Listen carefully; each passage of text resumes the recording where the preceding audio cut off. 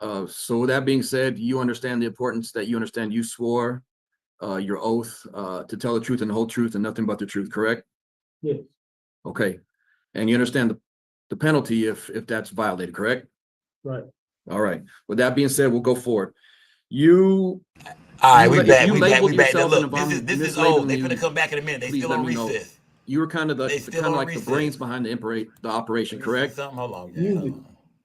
When you say music, I'll tell y'all when they come back. When they come back, I'll let y'all know when they come back. Let everybody know where we at, gang. Let everybody know where we at, y'all.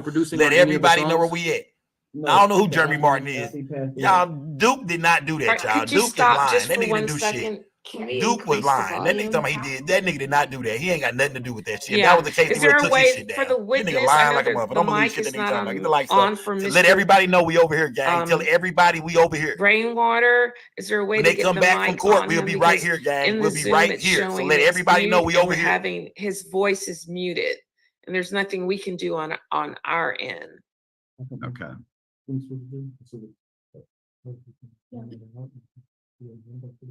Both together. Can you all switch, Mr. Matthias and Mr. Rainwater? Let's try unmuting. Try unmuting. Can you hear me?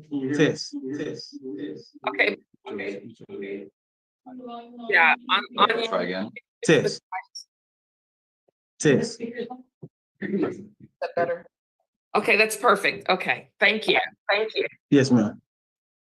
Okay. May I proceed, Your Honor?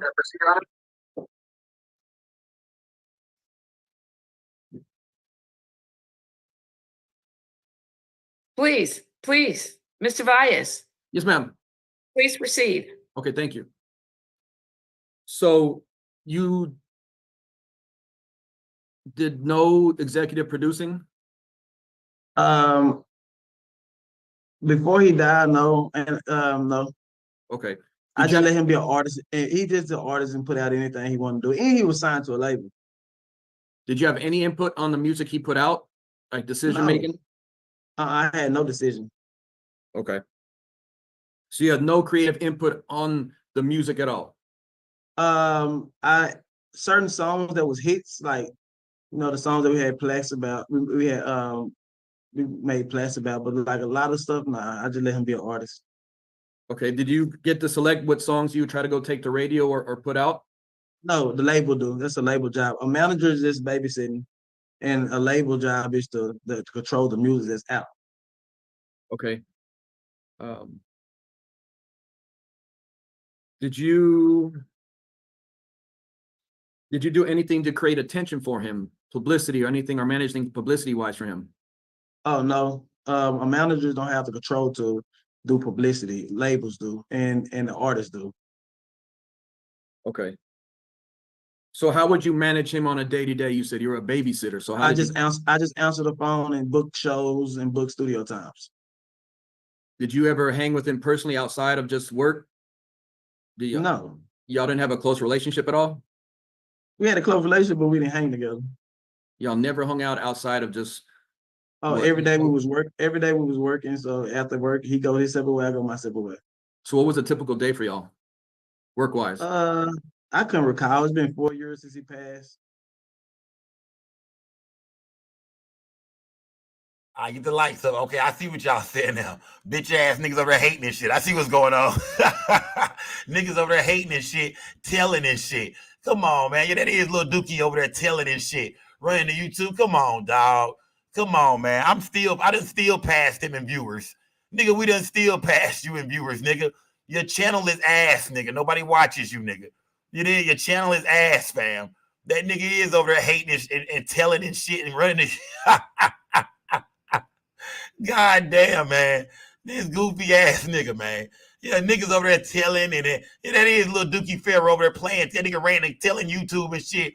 Man, nigga, you done already ratted on niggas in Dallas. Then you ratting online and shit. Come on, little Dookie. We done already passed you. Nigga, we done passed you in viewers already, nigga. Y'all tell everybody we over here, man. Tell everybody we over here, goddammit. Fuck it, run it over here, man. God damn, dog. Get off my nuts, nigga. I don't fuck with you, bro. Damn. Nigga don't mention you. Nigga don't know nothing about you. Nigga don't watch you. Damn, little nigga. God damn, bro. Like, yeah, it is that goofy nigga, man. Damn, bro. Nigga telling and shit. God damn, leave me alone. Get off my nuts. Nigga, I don't fucking know you, nigga. Go on, nigga. Shit. God damn. They'll be back from lunch in a minute, y'all. Hold on. Yeah, they'll be back from lunch in a minute, man. Yeah, let everybody know we over here, god damn it. God damn. Yeah, nigga, we still passed them. Hey, if you watching, nigga, we passed you in viewers again, nigga. And we on my backup channel, goofy ass nigga. Goofy ass nigga. Oh man, these niggas lame, bro. You niggas so lame, man. You niggas so lame, man. What the fuck? Get the likes up, man. Salute to everybody bitter. Y'all smash the like, but we'll be back, man. We back. When they come back from lunch break, we back over here, gang. Let everybody know we back over here, goddamn it. Let them know we back over here. God damn, these niggas hating like a motherfucker, man. Niggas calling and telling them, oh, man, you niggas wild, man. Get the likes up, man.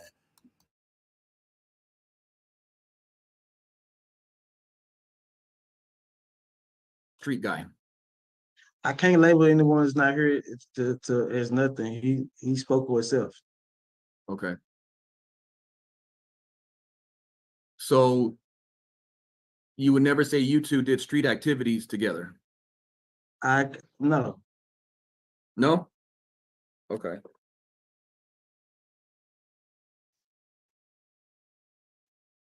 And you did nothing to promote violence, is what you're saying as well?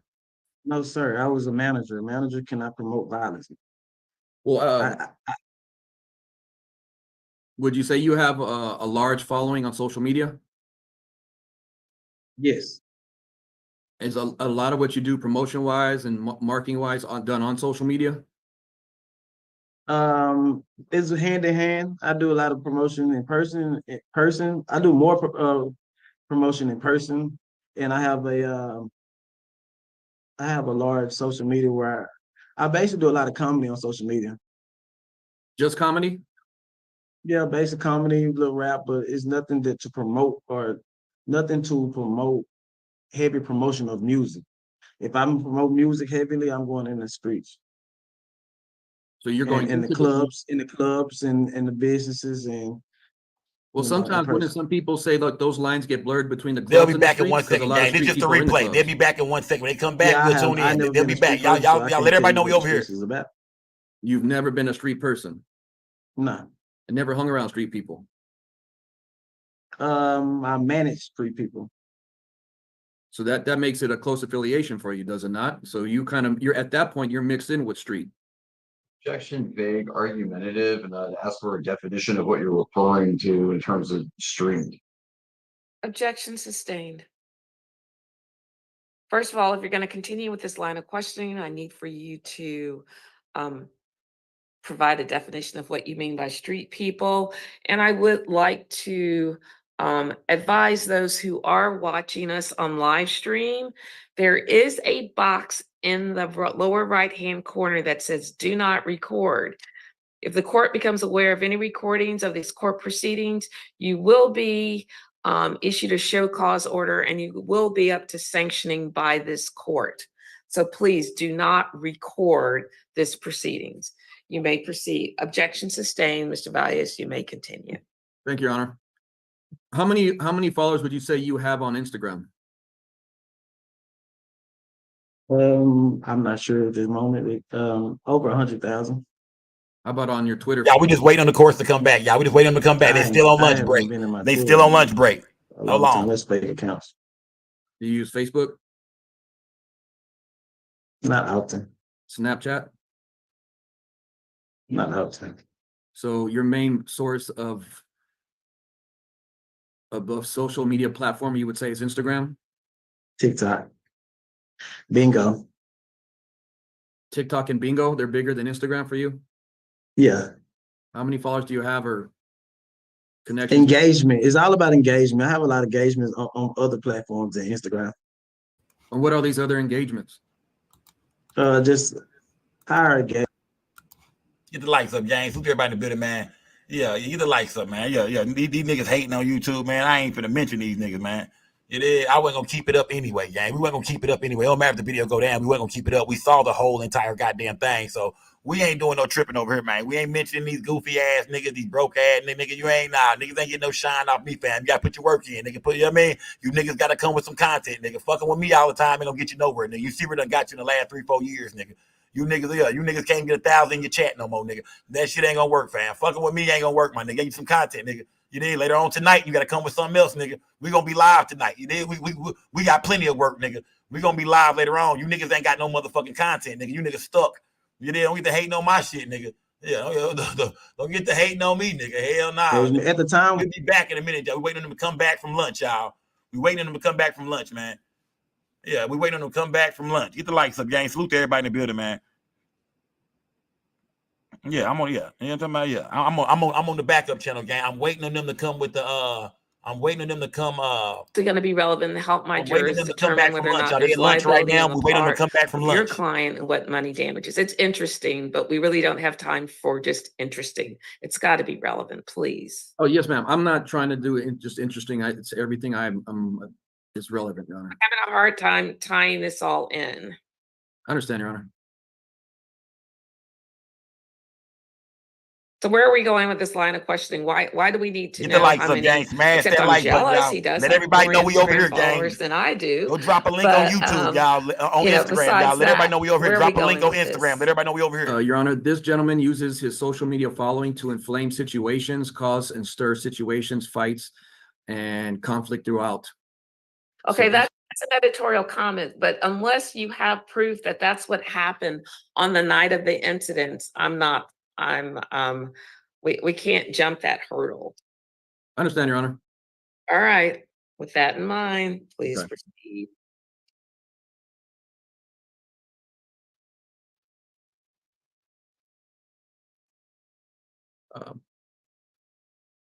Sir, you mentioned that a large amount of the money you lost was income right after this incident, correct?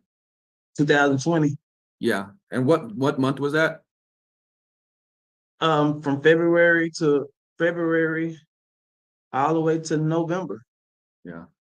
Wasn't that the same time of the COVID shutdown? Yes. Okay. So weren't all venues and social gatherings shut down for that anyway? It was, but Mo3 was a different type of artist that we did a lot of appearances to videos, studio times. We did all his interviews. A lot of stuff was just completely shut down to where he couldn't move around and I couldn't move around.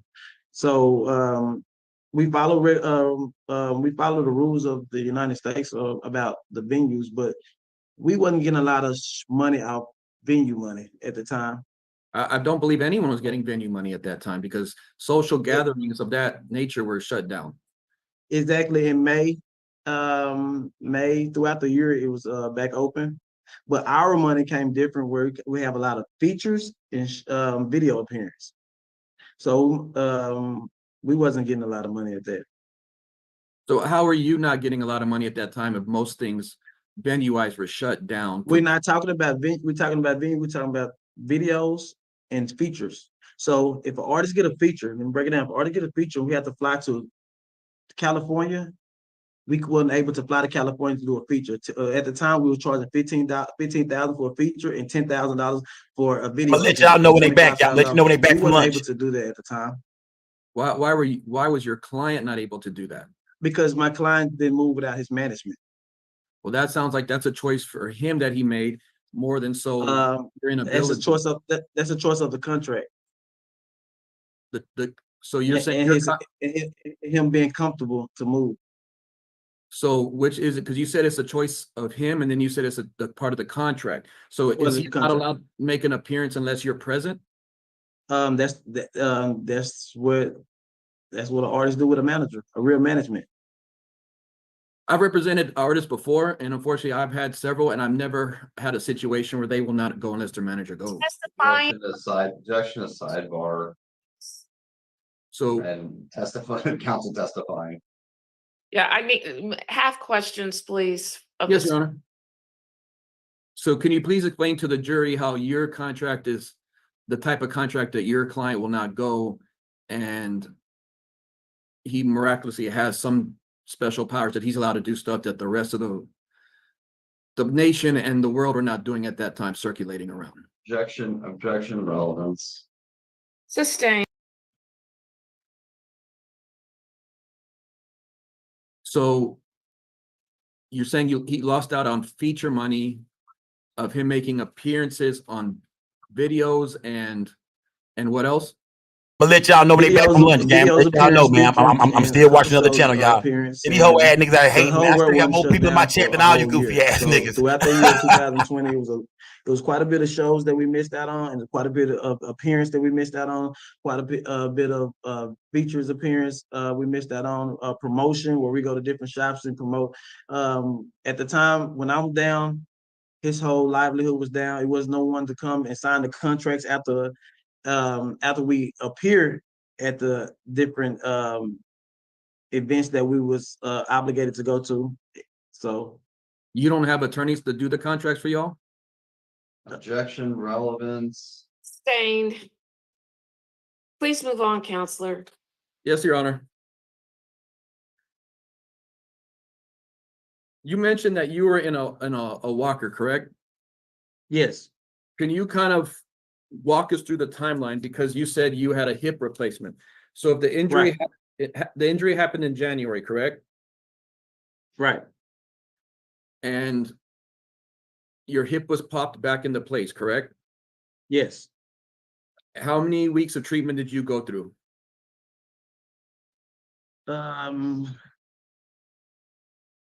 that's the answer. I want to say at least 2 to 5 months, Well, which give or is take. that's a big gap. You said 2 to 5 months of therapy. Yes, it might have been 2 to 4 months. When did you start therapy? I started therapy in February. The beginning of February? Yes, maybe the end of January to February, close to the beginning of February. Okay.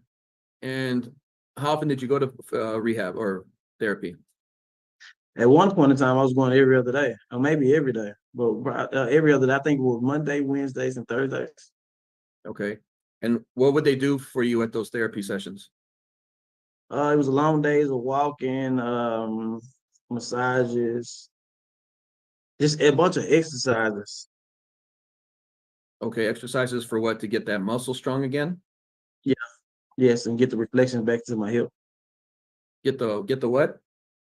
like the reflection. Or at the time, my hip actually didn't extend like it was, and I was walking wobbly, and so they were just trying to get everything, the muscles and I guess the nerves back working right. Okay. And you did that going up every other day for how long? Till like what month?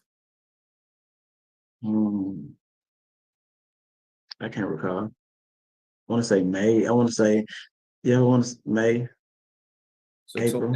You would go twice a week or 3 days a week Yes, and did the same thing every day? yes. And did you see any improvement? I did, but I wasn't 100% like I was before the injury.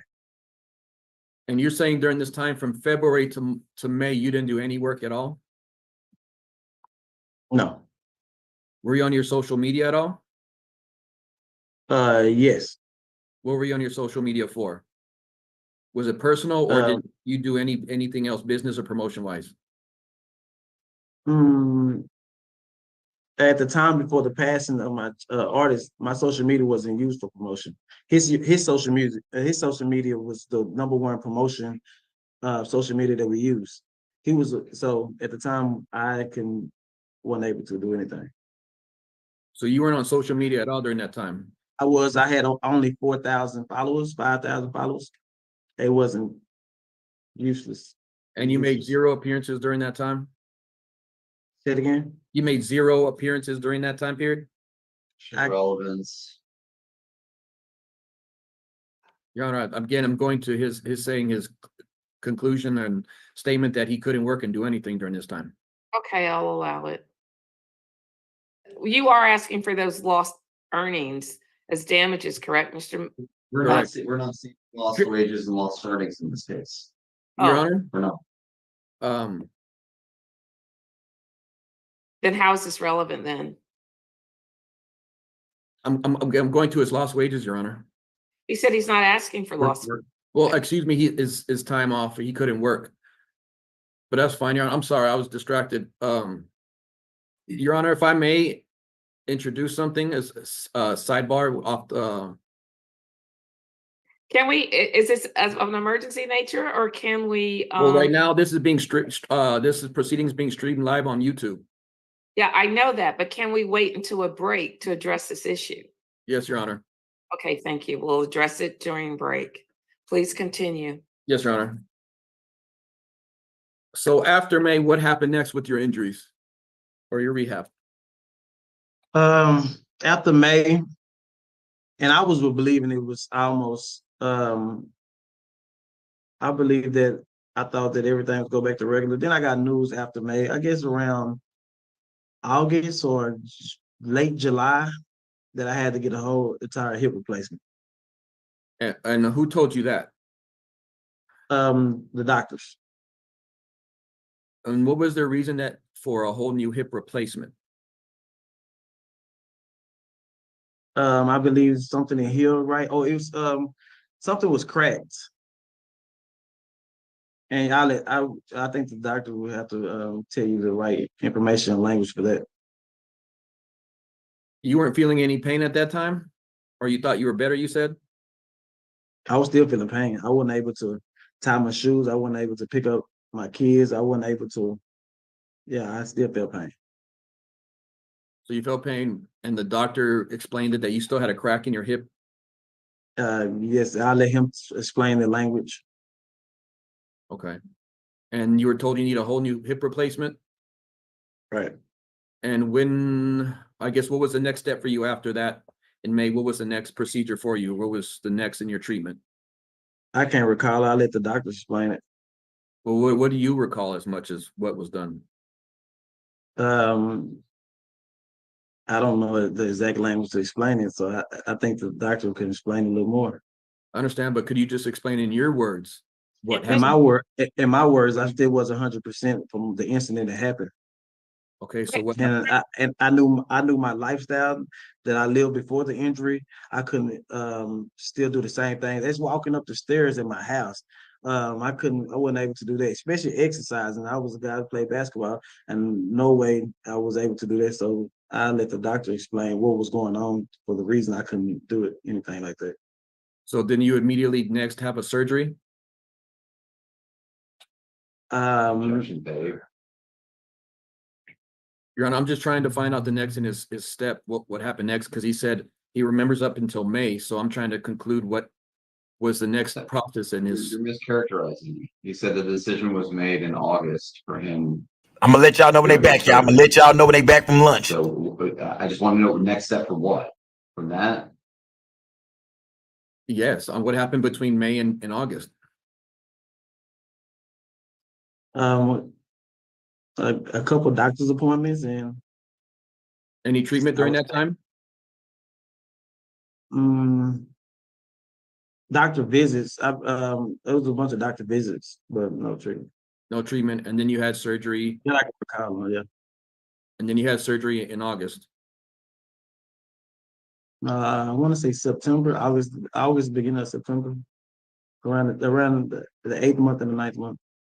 Okay, and then in that day, you had a full hip replacement with that surgery? Yeah. But you were out the same day? I was out late on that night, early that morning. So it was a day surgery. Mm, Were you going in the morning and you released that same day? Probably late on that night, yeah. Okay, and that procedure was a full hip replacement. Yes.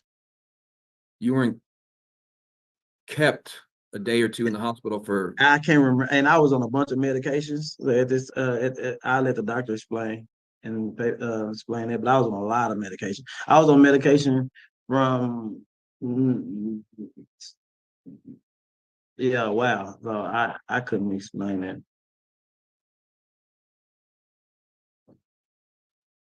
Are you sure you didn't have what's called a scope procedure on you? I'm not sure. I let the doctors explain it.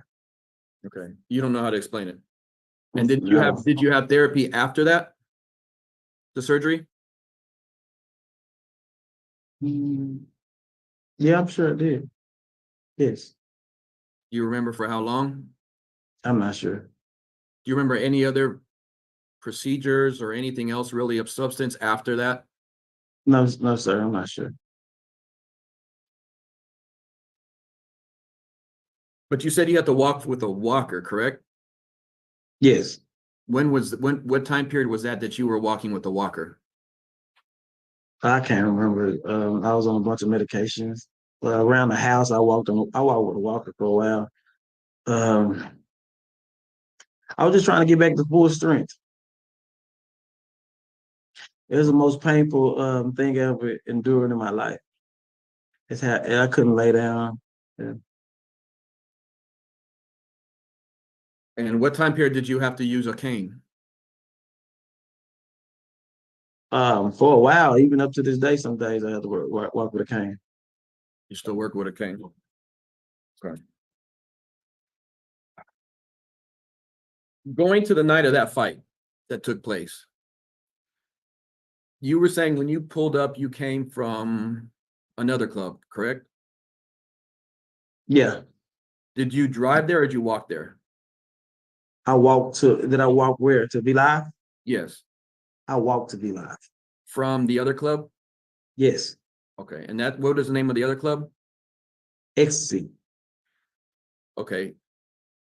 When you walk up, did you walk up by yourself? By myself. Was there a large gathering of people at the front of V Live when you walked up? In the parking lot. Yes, sir. Were there, I guess to kind of give some context to the jury, was there a lot of people around the doorway of the club? No, sir. It was just a bunch of security guards. Only security guards and no people at all? Now, just as I recall, I was focused on the security guards and getting inside the club. Okay. When you walked up, did you make contact with anybody at all? Objection vague. Anybody that was a friend, anybody that worked for the club?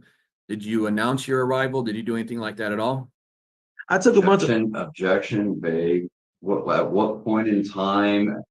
Part of these have already been answered, but I'm confused as to what exactly he's asking about. When he first gets to the parking lot, when he goes to the door. When he first gets to the club? Because he walked up.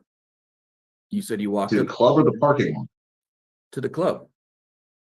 He walked up to the door and he only saw bodyguards. All right, I'm going to allow the question. Just be as specific as possible. Thank you. Please proceed. When you're walking up towards the door to the entrance of the club, did you greet anybody? Did you say anything to anybody? Yes, in the parking lot, I spoke to a lot of people. I took a bunch of pictures. People was asking me how was the Grammys yesterday, how Moultrie Broken Love was doing. I heard a bunch of people playing Everybody Ain't Your Friend. Ty Harris was playing in the background. It was just like people was taking pictures and greeting. Did you, how long did you stand there in the front waiting to go in?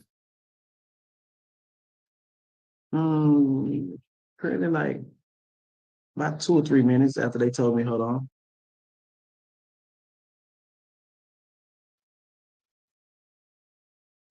And your testimony was that just out of nowhere, Mr. Marquis walked out and you came face to face with him? No, I never said out of nowhere. Okay. So where did he come from when you first saw him? Inside. It came from inside the building. So you're telling the jury that he walked from inside He ran from inside the building. And my testimony was the security guard said, hold on, and got on the microphone and said, Rainwater's here. Okay, and at that point, he came running out the building. About 45 seconds to a minute and a half later. Sprinting out just to go straight after you. I guess I don't know. As I seen his face, I just took off running. Okay, but your testimony is that he came and then went straight to you. Is that correct? Yes, he just came straight towards my way. And I And just you took have- off running. And you have absolutely no reason on why he would come straight running at you in that manner, full speed. At that time, no. I'm just out there trying to promote Mo3 music. We just dropped a song called Broken Love and with Kevin Gates. And I was just trying to promote. If you have no reason to have any fear or anything like that, why would you take up in a sprint like that? I'm glad I did. No, but that doesn't answer my question. Why would you do that? I'm not sure. I'm just I'm glad I'm something in my body just told me you're not in a safe situation. But why would your body tell you that? It just as you can see what happened, I just had to get out of there. We all, the jury and everyone saw what happened. Yeah. And these are and at the time, listening to rap lyrics, it's just a dangerous situation. So I thank God that I got the ability to get out of the parking lot. Okay, you made a reference to rap lyrics. What rap lyrics are you referring to? That Just hip hop, period. Hip hop, period. It's just man, hip hop, period. Okay, well, sir, you chose to work with hip hop, correct? Yes. Okay, so again, going back to the original, what would cause you to have the fear you had to take off in a dead sprint like you did? I mean, after seeing individuals running towards me, and the comments that I heard behind, get him, there he is.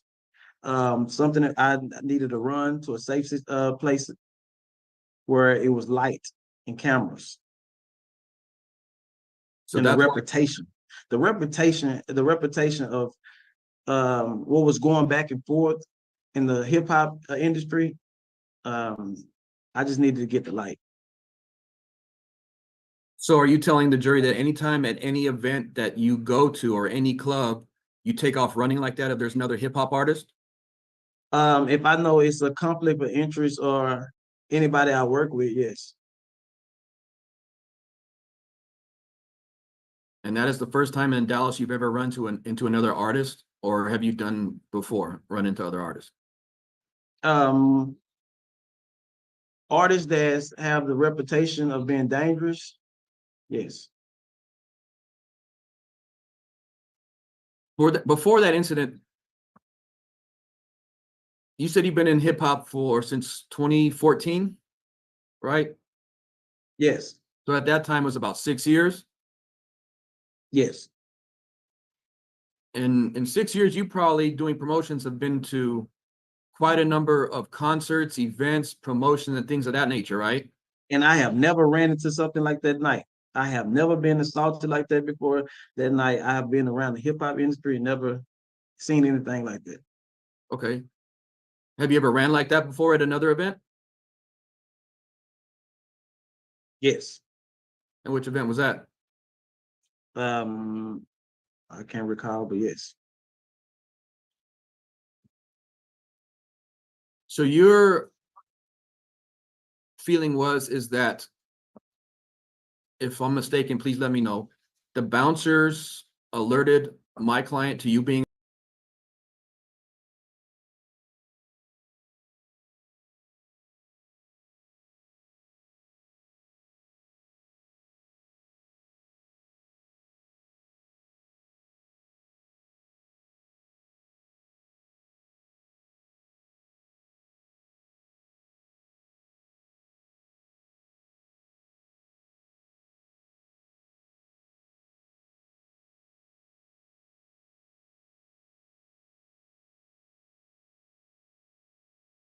hotels, flights, and other arrangements in regards to both business and personal life. I also advise them. We back, y'all. We back. We back. We back, y'all. We back. business related. We back, gang. They back. Business related and personal related.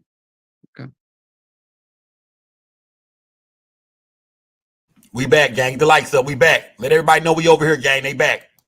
And let me ask you, can you, being associated with Mr. Rainwater, I assume you have some knowledge with regards to the music industry, hip hop We industry. back, gang. in We Dallas, back. Texas. Yes. Can you generally describe your understanding of what was going on in 2020 and shortly before then in the Dallas hip hop music scene? Yes, actually, the Dallas hip hop music scene was on the rise at that time. It had been a while since we had like a real hit in the city of Dallas. Before both Yella Beezy and Mo3 were starting to get worldwide acclaim. I think before that, the biggest hit that we had. Hey, let everybody know we the only ones running. hit. We over here, gang. Tell everybody we over here. Okay. And can you describe the relationship between Yella Beezy's camp and Mo3's camp? At the time, it was very agitated. It was definitely starting to get a little bit more hostile.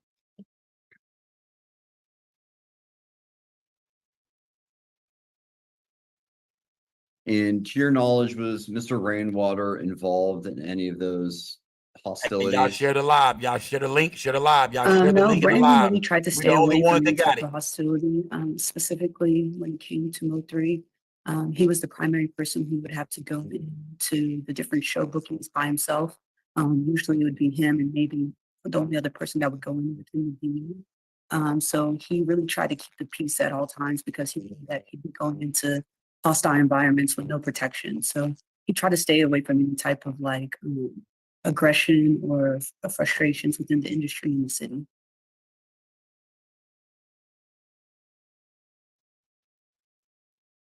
And what brought you to say where you were with Brandon on the night of January the 25th, 2020?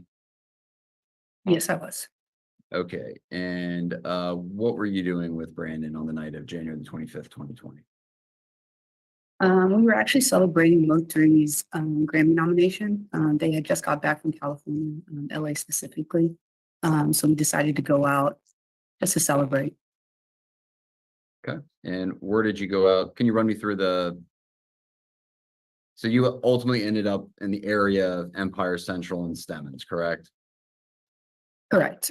Okay. And run us through how you ended up in that area from the beginning. So when we went to celebrate, we actually first went to like Deep Ellum area. And from there, once the night had ended, Brandon had suggested that we go to a few of the strip clubs to do some promotion, like basically like street work. That's how we ended up going to Ecstasy at first. Okay. And can you explain to the ladies and gentlemen of the jury how that just kind of what is the importance in terms of going to places like strip clubs for promotion purposes? Definitely. So the reason why it's so important, it's kind of like with a politician where they're shaking hands and kissing babies. You go to the strip club to really put your face there to the DJs as well as the dancers, because that's where music gets played a lot and it gets broken. Oftentimes you'll see people in the crowd, they'll start to like, at the time we were doing Shazam and like trying to figure out, okay, what song is that? I really like the beat, or I really like what this person's saying. So going to those late night clubs is really like fundamental for an artist, especially when you're trying to push a scene. Okay. And y'all ultimately did not end up going into Ecstasy, correct? No, we did not. Okay. And you and Brandon discussed going to V Live instead? Correct. Okay. And run us through the process of logistics of how you guys would end up at V Live. Yes. So I had valeted the car. I was the one who drove us that night. So I had valeted the car. Brandon didn't want to wait for the car to come around because there was quite a bit of a line. It was still kind of early in the night. So he had told me that, hey, I'm just going to walk over, and it's very close. It's less than a 2-3 minute walk from Ecstasy to V Live. So when he said he was going to walk, I was wearing heels. So I was like, well, I'm going to get the car because I don't want to walk, to be honest with you. So I went to go get the car and I told him I'll just meet him there. Okay. And can you run us through the point where you leave Brandon's presence and ultimately the next time that you see Brandon? So start from when you two leave each other and then the next time that you see Brandon, what happens? Okay, so when he leaves, I take my ticket to the valet, I wait for the car. As I'm waiting for the car, it's, I think maybe like, let's say 2 to 3 minutes that I've been waiting. Finally, when I get the car, I try to call Brandon, I try to call him, he doesn't answer. So I get in the car, I start driving again out of the parking lot and about to take a right on like basically the frontage road to get onto the highway.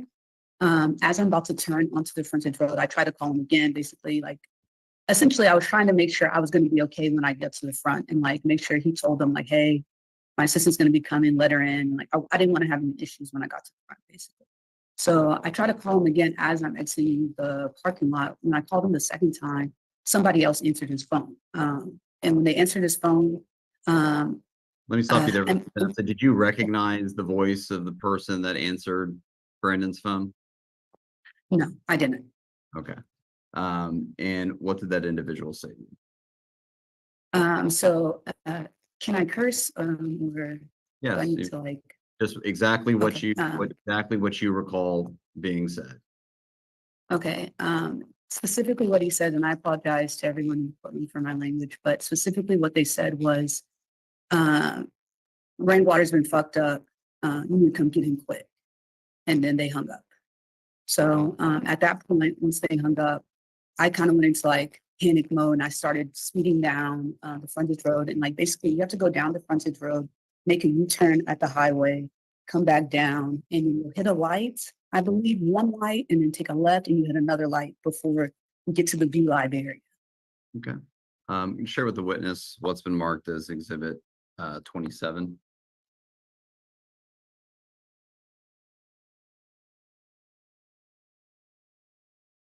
And while we have that pulled up, what was going through your mind when you that individual made that statement to you? Honestly, I was really thinking the worst. I didn't know what could have happened because I had only been away from him maybe, let's say 10 minutes tops. So it's like, in my mind, it's like, how is it possible that he's so hurt that he can't even answer his phone? Like I can't fathom what could have taken place to the point where he can't even talk. And I'm showing with the witness what's been marked as exhibit 27. And do we see the car? We see the car here on the left going through the intersection. Okay. Yes. And that would be your car. Yes. Okay. And that's the first time on that night that you had seen Brandon in that state, correct? Yes. Okay, keep on playing. Okay, and you stop at the corner of the road. Yes. Stop. Keep on going a little bit. Okay, stop. So Isibawiki, is that you in the white coming out of the car? Yes, that's me. Okay. Press play.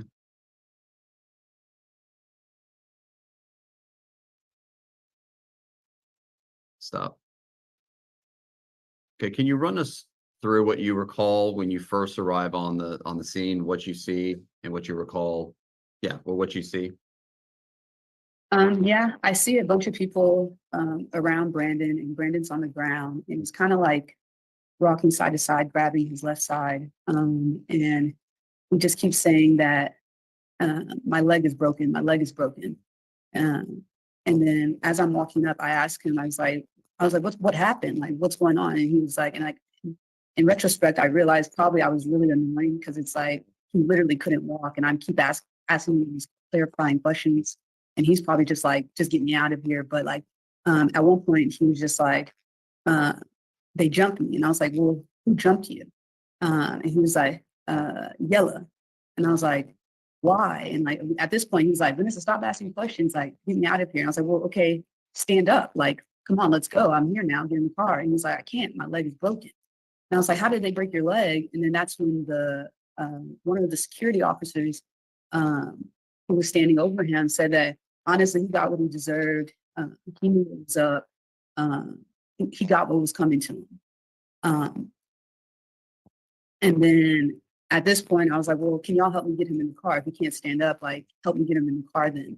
And they're like, all right, we'll help you. And at the time, I thought the guy with the tactical gear on, I thought he was a police officer. So in my head, I'm like, okay, well, where is he? Like, can you arrest him or whatever? And Brandon told me, like, no, we're not calling the police. Like, do not call the police.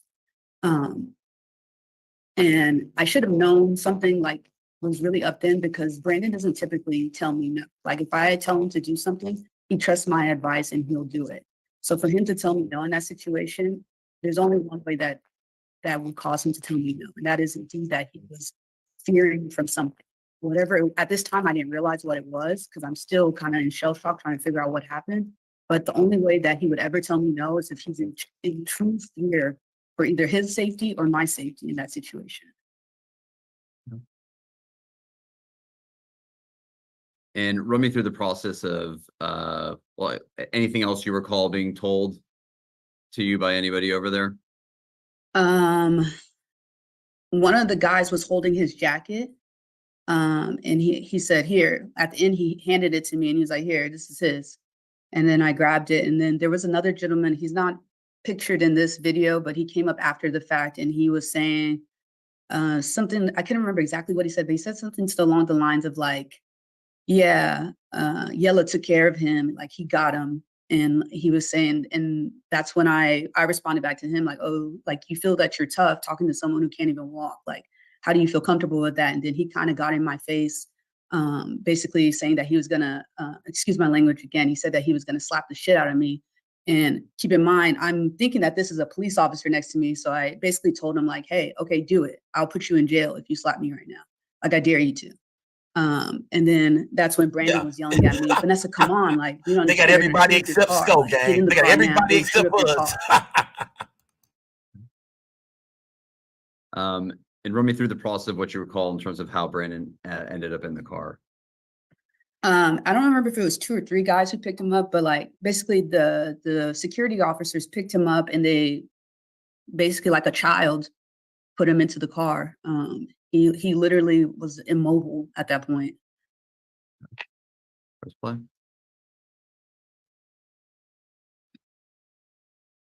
Well, we have pictured here in 27 is ultimately what you've recounted here in terms of the conversations that you recall and Brandon ultimately being put into the car.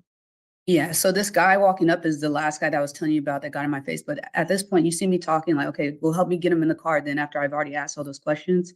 Yeah, so it was 3 of them that they're basically carrying him into the car as if he was a child, maybe, I don't know.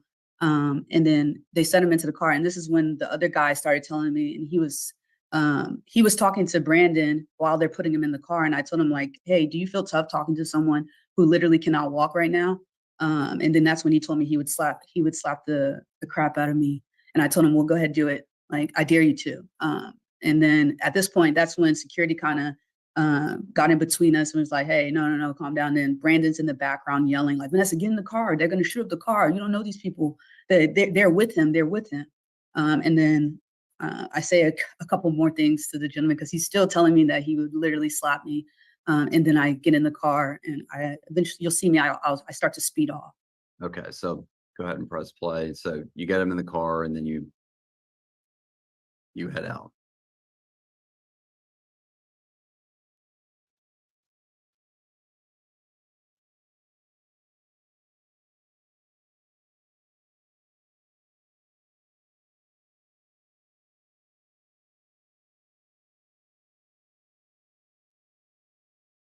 Okay, and is that you leaving the scene? Yes. Okay, what's running through your mind at this time? Well, when he said that they will shoot at my car, all that was running through my mind was I have to at least get out of this area as quickly as possible. I know that if I get on the highway, I have a better chance of getting away than staying in that area. So I was like, okay, let me just get on the highway as quickly as possible and let me get him to a hospital. So I GPS to the nearest hospital, which at the time, I think it was, I don't know if it's still there, but it was Baylor, Dallas, or it was some Baylor hospital that was maybe like 10, 15 minutes away. And why did you choose Baylor Dallas? I just GPS nearest hospital, to be honest with you. I'm not too familiar with that area of Dallas. I grew up more north in Plano, so that's the area that I feel most comfortable with. But I knew that the way he was screaming and in pain, and keep in mind, he kept telling me his leg is broken, his leg is broken. But in my mind, I'm like, there's no way these guys really broke your bone, or like whatever happened, they didn't break your bone. Like, I still don't know what actually happened. So when he's saying that, I actually really thought he was exaggerating up until the point where we were in the hospital and the doctor actually told us like his bone was fractured. It wasn't to that point where I realized like, oh wow, like, because like in my mind then it's like, okay, if you can fracture a hip bone, you can fracture a skull. Like, what if instead of landing on his hip, he landed on his skull and he started like bleeding out in the middle of the street? Like, Objections, Your Honor. She's not a medical expert and this is speculative, Your Honor. Rephrase your question, Mr. Mathias. Sure. Sorry. So, Ms. Ibiweke, so you ultimately arrive at Baylor Dallas, correct? correct. Okay. And can you run me through, first off, what was Brandon's demeanor on the 10 to 15 minute drive over to Baylor Dallas? The best way I could describe it is very fearful and very like borderline paranoia. He kept saying that there were people following us and that they were going to shoot up my car. They're going to get my license plate. Even if they don't get me today, they might get us another day. To the point where even like, I would say maybe 6 months to a year after the incident took place, I didn't feel comfortable going out in my car. I would basically Uber everywhere. I would ride with other people if we were to go out. And I definitely steered away from this area specifically because of it. But Okay, he but was, sorry, go ahead. Just specifically, we'll get to that, but just Oh. I'm asking just specifically about those 10 to 15 minutes. Okay, yeah. So the 10, 15 minutes, he was just very scared and in a lot of pain. He kept on screaming like, my leg is broken, my leg is broken, like, and like making noises like get me to the hospital quickly, just get me to the hospital. And he was saying stuff like that. And he was just in a lot of pain and like very, very scared, honestly. Okay. And when you get to Baylor Dallas, explain to me why you ultimately did not end up going to Baylor Dallas. So when I pulled up to the Baylor Dallas, I started to get out and I opened the door for him to get him out of the car. And he looked up and he saw where we were and he just screamed at me like, no, Vanessa, no, get us out of here. We cannot stay here. And I was like, why? This is the closest hospital. And he was like, Vanessa, we are literally in the middle of their hood. Like, this is where they feel comfortable. They will follow us here and they will finish the job basically.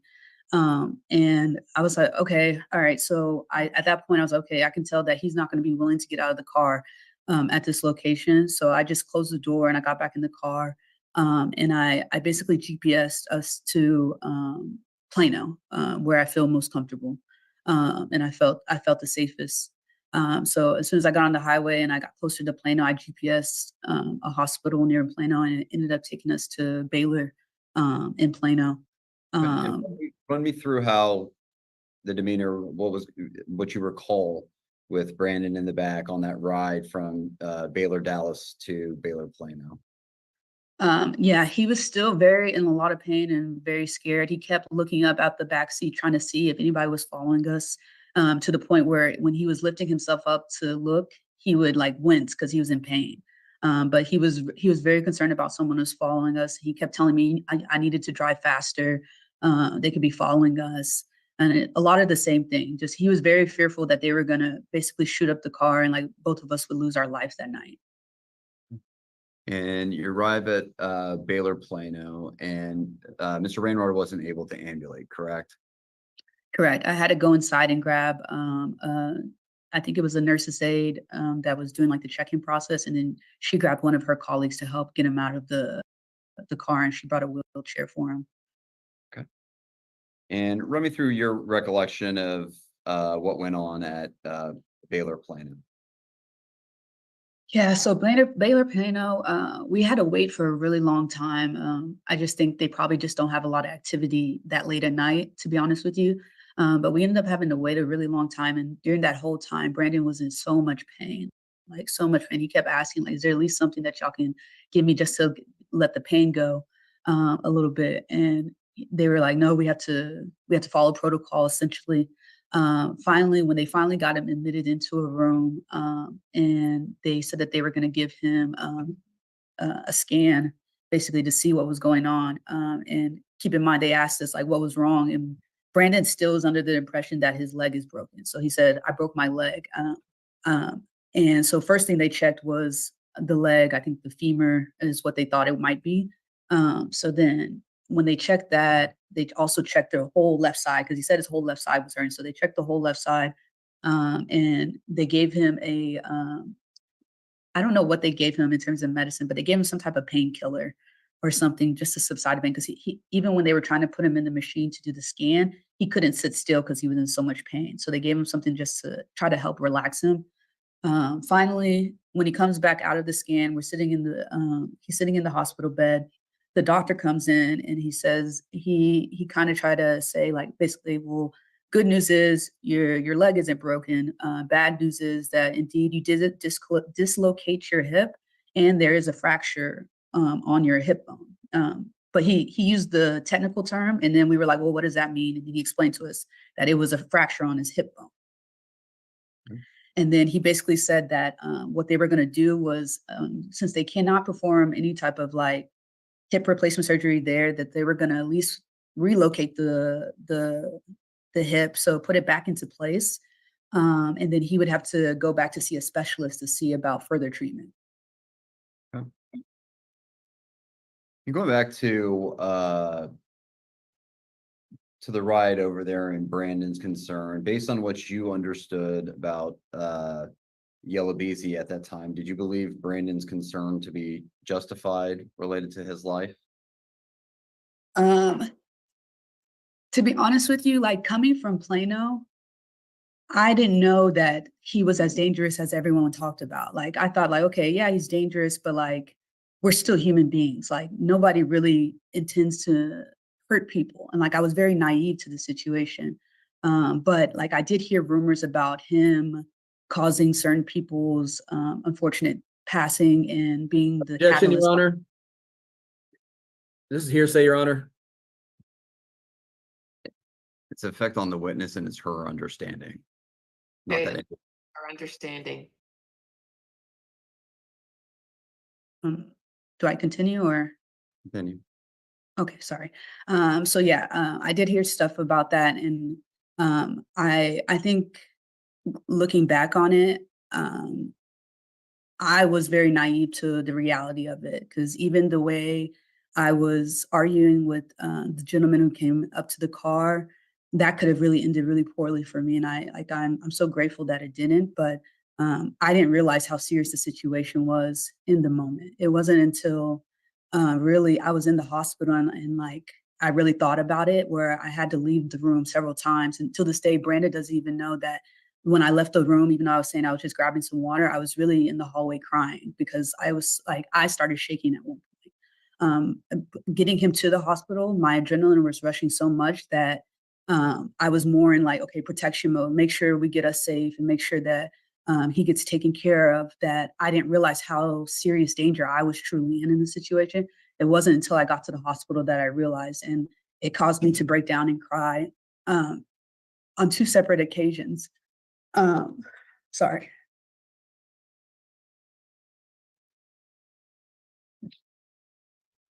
It caused me to cry on 2 separate occasions, because I just kept thinking about my family and his family, like what would have happened if something more serious would have happened to us that night.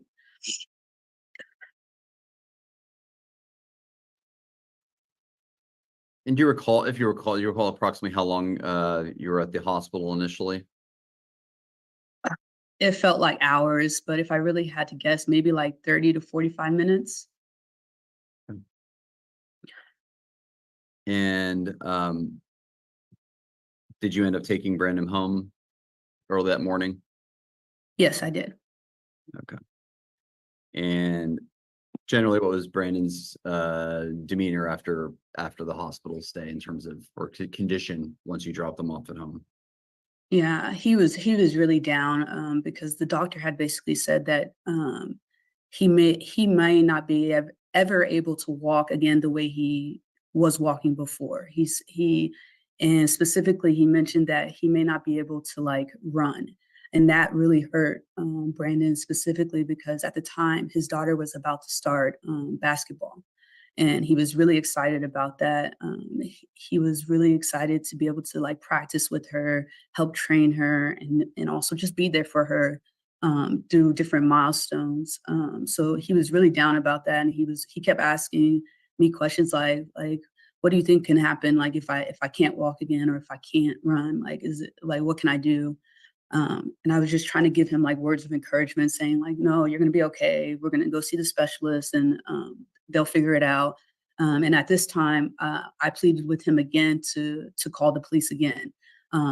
And he opened up to me and said that like, no, he can't do that because indeed, when people call the police on people in this industry, there's two things that can happen. Either you can lose your life, or you can never work again in the city. And specifically, there's a stigma on people who are labeled as quote unquote snitches.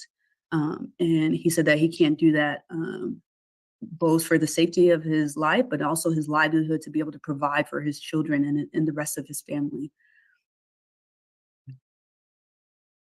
And as part of your duties and responsibilities with assisting Mr. Rainwater, do you follow kind of Black Dallas hip hop social media? Yes, I have. I do, and I do have access to both his social media as well as Mo3. So I keep up to date on everything to be able to post different marketing things as well.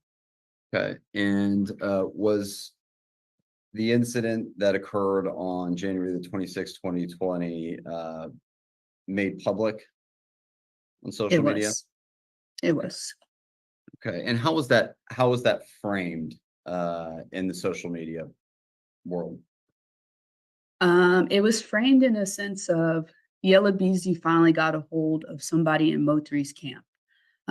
Every posting had a picture of Yella Beezy on one side, Mo3 on the other side, and then it had the video of him saying like, I did it, like I beat him up, me by myself. Like he ran from one, you know.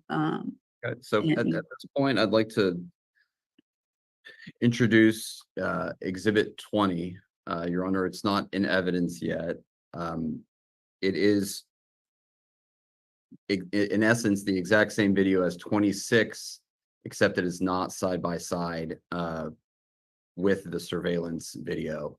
It has also been proven up via admissions 22 through 29. I would ask that Exhibit 20 be admitted into evidence. Okay, who took this video?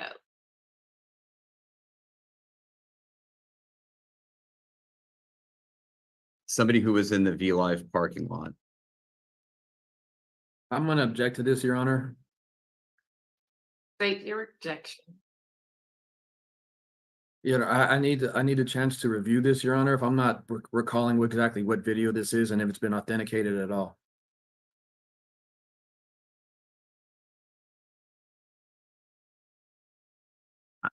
First off, it's been authenticated as being Mr. Conway in his deposition.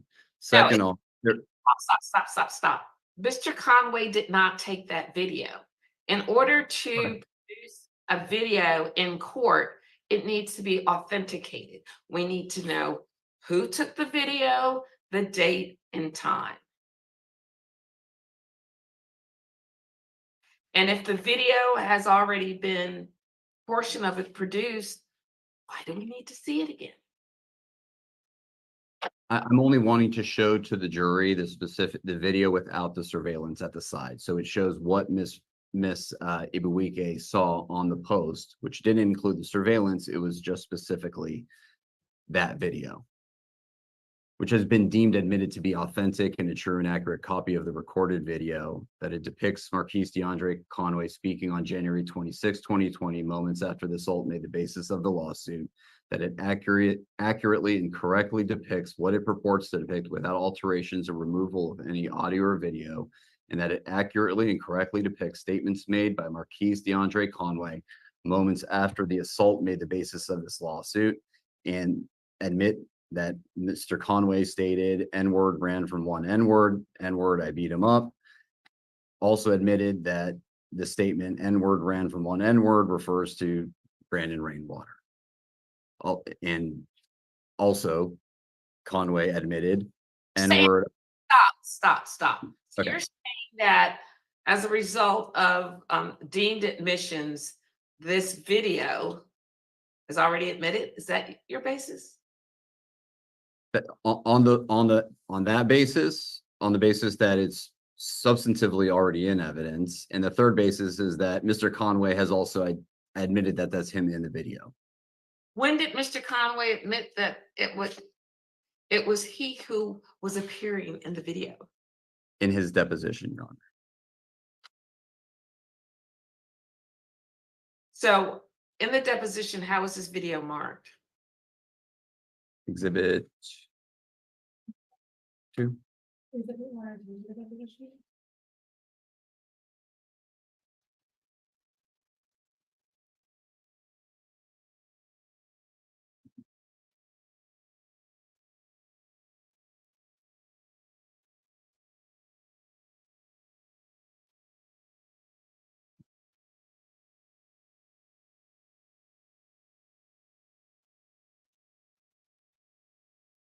I get a response from you, Mr. Mathias? Or not? Are you trying to find out how it was marked in the video, in the deposition? Exhibit 4 to Mr. Exhibit 2 to Mr. Conway's deposition. Okay. And there was no objection during the deposition to this video? No, Your Honor. And help me again understand the purpose of how this is going to help my jury clarify what they've already seen. It's showing the 26 basically confirms that this is, it syncs up with the surveillance. Okay. I'm wanting to ask Ms. Ibaweke the video that was widely disseminated that she saw, the specific post that she saw. Okay, so this post wasn't generated by the witness. Correct. This is posts related to the assault on Mr. Rainwater that Ms. Ibaweke saw widely distributed on social media.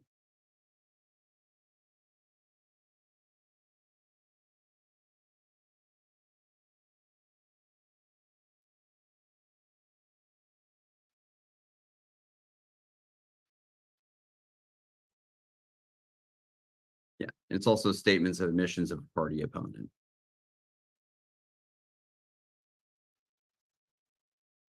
Okay, I'm going to go ahead and let it in. Thank you. What's been identified as Exhibit 26 will be admitted. 26 is already in, Your Honor. Exhibit 20. Number, Mr. Mathias, please. Exhibit 20. Okay, thank you. What's been identified as Exhibit 20 will be admitted. Hit that cash app. Show a nigga some love, y'all. Hit that cash app, gang. Show a nigga some love. Haters never win, y'all. We back. And we gonna stream you other niggas court dates when y'all gotta go to court. I'm streaming that shit too. Get the likes up. Is the audio working, Your Honor? It's not shared.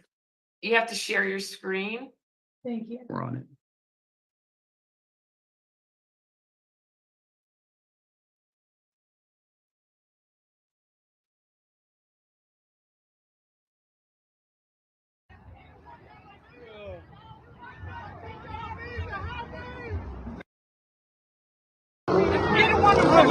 For real. That's what you do back All the internet bumping ass shit, nigga. Oh, okay, internet. Nigga running, nigga ran for one nigga. Nigga, I beat him up. Push the ass, nigga. Hey, come on. Hey, you can't do that. Leave that. I didn't question it. I didn't question it.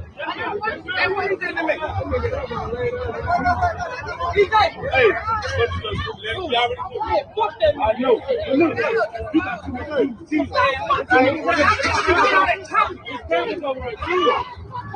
gonna beat it. Don't leave, yo. Don't leave, bro.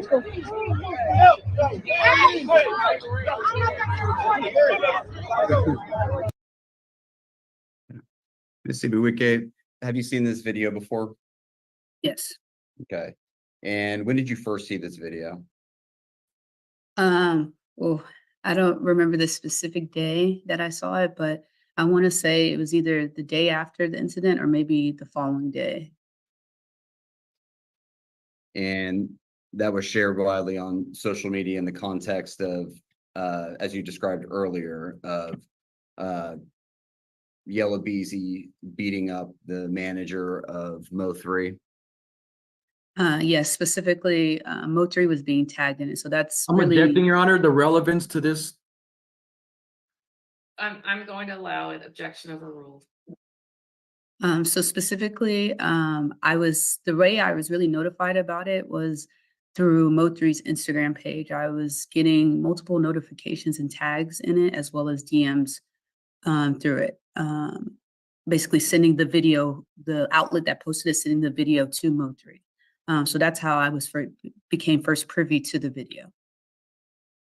And how did the wide dissemination of this video, in your opinion, have an effect on Mr. Rainwater? He was just really, really embarrassed on top of all the other injuries that he had suffered. At that point, it also became so widespread that his daughter even saw it. And his daughter even asked him specifically, like, wait, like what happened? Because at the time he hadn't told her that Yella Beezy was the reason why he's not able to walk. So now she was old enough at the time, I believe she was about 9 years old. She was old enough to put 2 and 2 together and understand, okay, my dad is not walking and it's because of this specific individual. And so for him, it was really embarrassing for him, especially being a father of a young Black girl, to see that her father is being harmed by another young Black man. It was very hurtful for him. And it was also like, you can't really explain that to a child. Like, this person beat me up. Okay, the first thing they're going to ask is why? Honestly, there's no answer for that. No matter what could have possibly transpired, there's no reason to beat someone like a dog in the street and then leave them there to die. Like, there's just no excuse for that. And you can't even try to explain that to your child. So he was really hurt, really embarrassed by it. And even then, at that point, I asked him, like, please, like, let me call the police. Like, he needs to be held accountable. And he still refused, saying, like, you don't understand, Vanessa. Like, I know you come from a different, like, part of this world, but trust me, I know what can happen if I call the police. And then at that point, I basically said, okay, well, if you're not willing to call the police, at a minimum, he should take care of your medical bills. You heard what the doctor said, and you heard him say that it's going to be a long, long road for you. And like, it's not fair that you are going to be held responsible for that when you're not the one who beat yourself up in the street.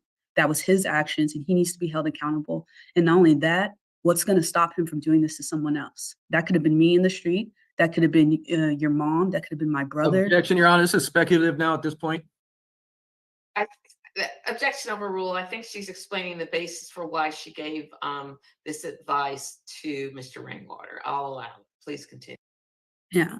So specifically, I was trying to get him to understand how serious this is and why it's important to hold him accountable for what he did, because even if he refuses to call the police, at a minimum, there needs to be something done to at least try to inhibit him from doing this to someone else in the future, or even coming back and do it to him again.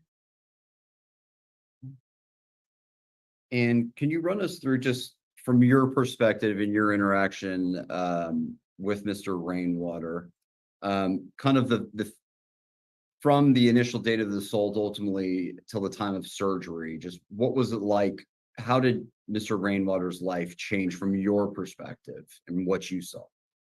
Yes. So from my perspective, well, first off, he couldn't travel at all.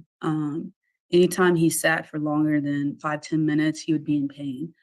So that means any type of flight, any type of car ride was not possible. And I know this specifically because I was the one who was booking all of his travel arrangements. outside of that, he also wasn't able to go to different shows that they were having. And keep in mind, at this time, Mo3 and Yella Beezy were two of the most booked artists in Dallas at the time. And when I say that they were traveling, they were traveling. There was never a time where a weekend where they weren't on the road. And it was a good 6 to 8 months where he could not travel at all. Even if it was down the street from Dallas to Garland, he could not make that trip. So it affected him really severely in that sense. But for me, the biggest impact that I think I saw was his daughter had her first basketball game and she scored her first points in that game. And he was not in attendance. And I saw the look on his face when she came home and she was like excited to tell her dad about her first basket, her first bucket, and like what happened. And like while he was excited for her, you could tell as soon as she left and went to go into another room, he immediately asked his mom, like, did y'all get a video of it or anything? And unfortunately, they didn't. And those are like precious moments that you can't get back. Like children grow so fast that as a parent, you want to be there for all of those milestones. And there's no dollar amount that can replace those moments that he missed with his daughter because of this. And I saw that firsthand. Like I saw tears coming out his eyes when he realized that he wasn't going to be able to attend the basketball game. And then whenever his daughter came back and said that to him, it was like you put the knife in the wound and you turn it. Like it was so hurtful for him. And I don't think I've ever seen Brandon that level of depression ever in my life, like ever. And in terms of the day-to-day, did you see can you run us through kind of the progression in terms of what kind of limited mobility and ability to do certain things Brandon had prior to surgery and where he was ultimately before the decision was made to perform surgery? Yes. So immediately coming home, they gave him crutches. So he was on crutches for a little bit, and he was constantly complaining about how painful it was on his underarms. And then eventually, as he was going to physical therapy, they gave him like like one of those walkers that like old people used to help them get around. They gave him one of those, and I just remember him thinking like, I can't go out in public like this. Like people are already gonna be wondering what's wrong with me. Why can't I walk? And now I'm going around with a walker that my grandpa doesn't even use. Like, so he wasn't able to walk without that. Eventually, as he was doing the physical therapy, he really wanted to get off of the walker to the point where his grandpa actually gave him one of his canes that he had, and he was using that for a little bit. But he wasn't even really able to run for the first. I would say really, he probably would say that he was able to run a little bit after the surgery, but I saw him run. He was not able to. Like it was bad. Um, he yeah, it was to the point where he really didn't want to have the surgery, and the doctor basically told him like, if you don't have the surgery, then there's no chance of you ever being able to run again. And so he opted to do it. I remember the morning of the surgery, he was very scared. He was worried about like what was going to happen, and even if it was even going to make a difference whether or not he had the surgery, because the doctor had mentioned that although they would do the surgery now, he's probably going to have a follow-up surgery anywhere from 5 years to maybe 15 years down the road. And can you give us kind of ideas? So the surgery ultimately happens in September. Just kind of give us an idea of what you saw in terms of changes with Brandon post surgery. Yeah, I did see him determined to try and get back to normal in terms of he was very consistent. He always went to every physical therapy appointment. He still struggled with riding in long car rides. And even till this day, if I book a flight for him, if it's longer than an hour, I have to make sure it has extra leg room. And even then, he still has to get sometimes a wheelchair. If it's basically, I would say anything past 2 hours, a wheelchair has to assist him when he lands. He's okay getting on the plane, but once he lands, a wheelchair does I need to come and assist him.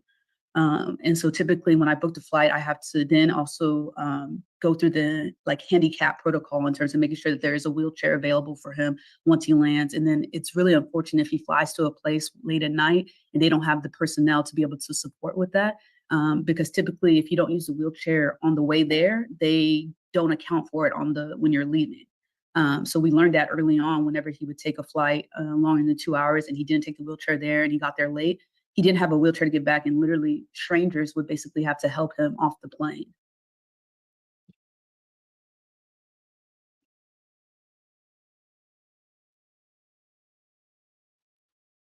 And ultimately, how is this incident that occurred January 26, 2020 impacted Mr. Rainwater as a person?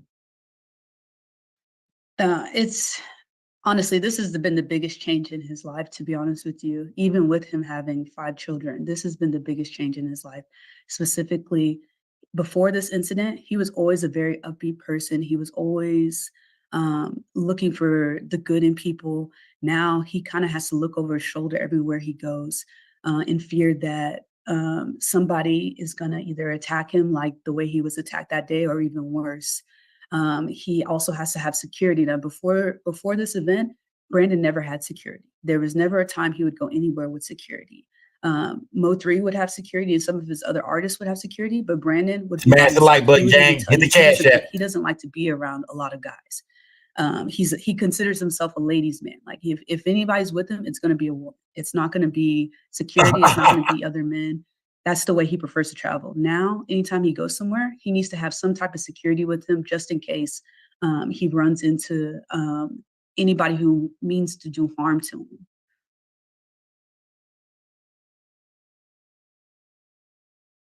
Sibuike, I believe those are all the questions I have for you. Thank you.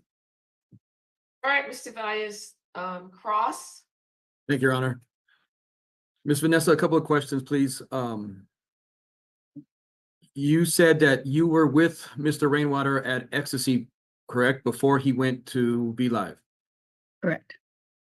Okay, he walked and you drove. Correct. What was the time gap difference between of when he took off and then you said that you drove off with the vehicle? I'm going to be honest with you. That was so long ago. I don't want to say a time that isn't accurate. It was more than 5 years ago, so I can't really pinpoint the exact time. I can say that I can tell you what I did in between the time that I left him and the time that I arrived when I picked him up. And that's I took the ticket to valet. It did take a little bit for them to get my car pulled around. I pulled out and then I came out on the street on the frontage road. I drove down, made a U-turn, came to the light, and then you saw the video where I pulled up. Those are the steps that I took, but I can't put a time frame on it, unfortunately, for you. Okay. But you did not see any of the events that took place at all involving the altercation, did you? I think we all did in the video that was But played no, earlier. as far as an eyewitness being there. Okay, sorry, I misunderstood your question. Yes, Yes, no, I was not an eyewitness to the actual attack. Okay, and you were not a witness to any of the events that took place leading up to that, correct?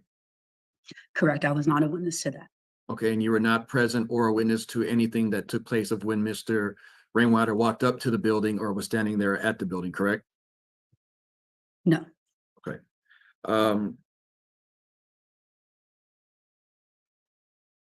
Did you see anybody following you after that? When you drove to the hospital? Yeah, so when I first pulled out of V Live, I did see a car that looked like it was following us, but I was able to lose them. It was like kind of like a SUV looking car. It was a dark color. I couldn't tell you. I'm not really good with cars, to be honest with you. But I was able to lose them on the highway. Okay, but past that, there was no other threats that you knew of? Not to my knowledge. Okay, I'll pass the witness, Your Honor. Redirect. Nothing further, Your Honor. Okay, thank you for coming in to testify today. Thank you, Your Honor. Sign off. What about your next witness? Sorry, do I log out or something? What do I do?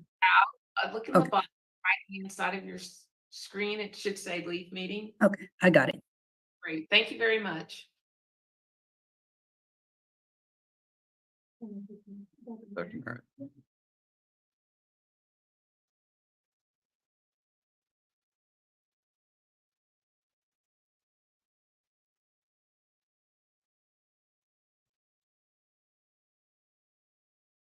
Trying to see if we can take our next witness or if this is a time to break for lunch, but It should be approximately 45 minutes. It's deposition. It's video deposition, Your Honor.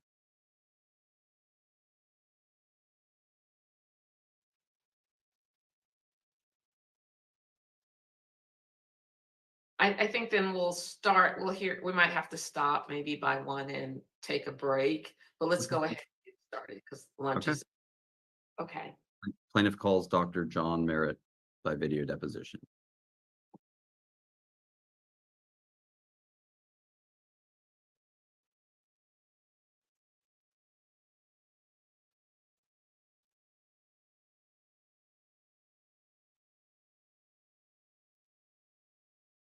You raise your right hand for me, please. Do you solemnly swear or affirm that the testimony you will give today will be the truth, the whole truth, and nothing but the truth, so help you God? I do. Thank you. Your Honor, just verifying you can hear the. We're here for the procedure. We're here for the procedure. Mic sound. Dr. Merritt, can you please state your full name for the record? It's John, John, Lawrence, Lawrence, Merritt, Merritt, 2 R's and 2 T's.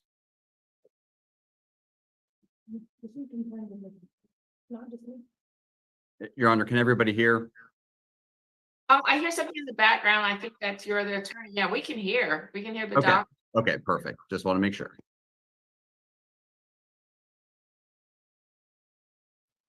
And Dr. Merritt, where did you attend medical school? You, Rick, Where did you attend medical school?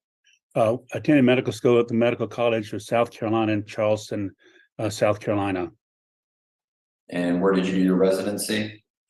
After medical school, I moved to the other USC out in Southern California, where I did an internship and a residency at Huntington Memorial Hospital, which is part of the University of Southern California system.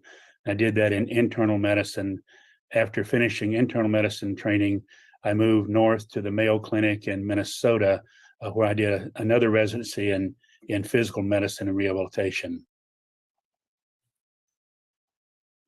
And where are you licensed to practice medicine? Currently in Florida. And how long have you been practicing? I've been practicing medicine since nearly 50 years. Finished medical school in 71. So after residencies, I had 5 years of residency. That would put me in 1974. So it'd be 49 years of practicing medicine. And do you have any board certifications? Yes, sir. I'm board certified in internal medicine. I'm board certified in physical medicine rehabilitation, and also board certified in brain injury medicine and board certified in spinal cord injury medicine. And in reviewing your CV, it lists that you're a senior disability analyst and diplomat for the American Board of Disability Analysts 2014. What is that? Yes, sir. That is another certification. It's not a residency site, but it's a certification by that organization, which evaluates doctors who do disability and impairment evaluations and compares them to a standard practice. So we submit evaluations to that, and they evaluate those, and then either accept us or in this case accepted us to that certification. And can you briefly just explain to the jury the scope of practice of a board certified specialist in physical medicine and rehab? Yes, physical medicine rehabilitation is one of the smaller medical specialties, and it's a medical specialty that's focused on evaluation of people with diseases and injuries that result in functional impairments, such as mobility, activities of daily living, pain. It includes spinal cord injury and brain injury medicine, musculoskeletal injuries, amputations, joint injuries, arthritis, and then we evaluate and then perform treatments, which includes rehabilitation, which includes a team of people, physical therapists, occupational therapists, speech therapists, psychologists, other rehab professionals, and we provide additional medicines, equipment, prescriptions for assistive devices, and then continue to follow people with those disabilities to see that they are able to achieve their optimal function even with their existing. And Dr. Merritt, I'm going to share my screen with you what we'll mark as exhibit 2 to your deposition. And have you seen this document before? Yes, sir. Okay, and this is the curriculum vitae for Dr. Merritt, dated December 10th, 2022. Yes, sir. That's the current CV. Yes, sir. Okay, and this is a 32-page document which outlines your experience in the field of medicine and life care and future cost projections, correct? Yes, sir. And the information in this document is true and accurate? Yes, sir.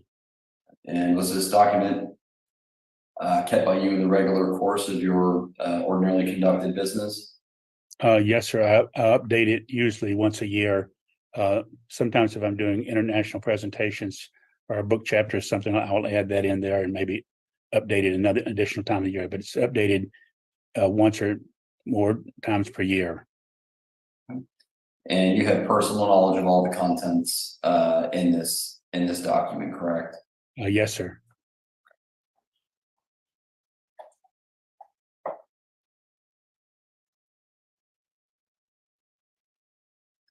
And Dr. Merritt, can you describe for the ladies and gentlemen of the jury what a future cost projection is?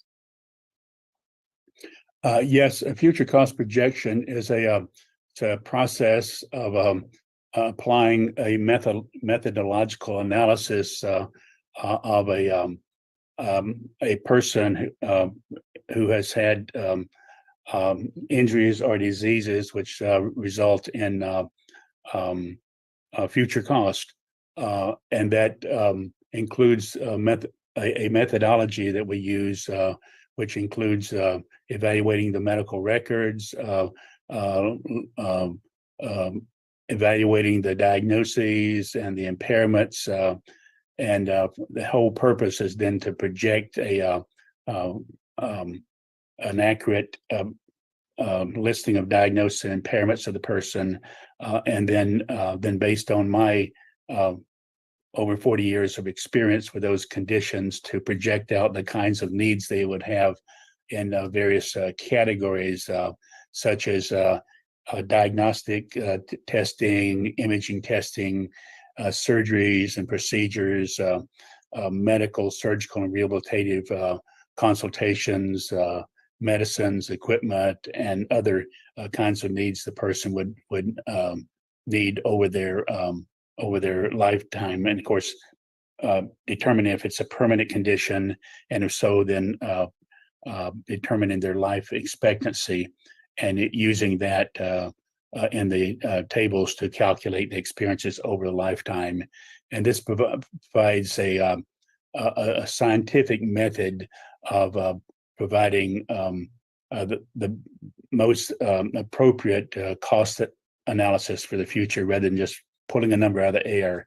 There's a science behind this, and this is all published methodology. It's been critiqued and is monitored by the societies that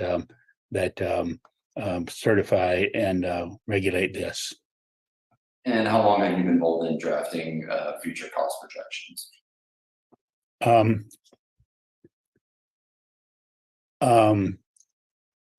About 15 years.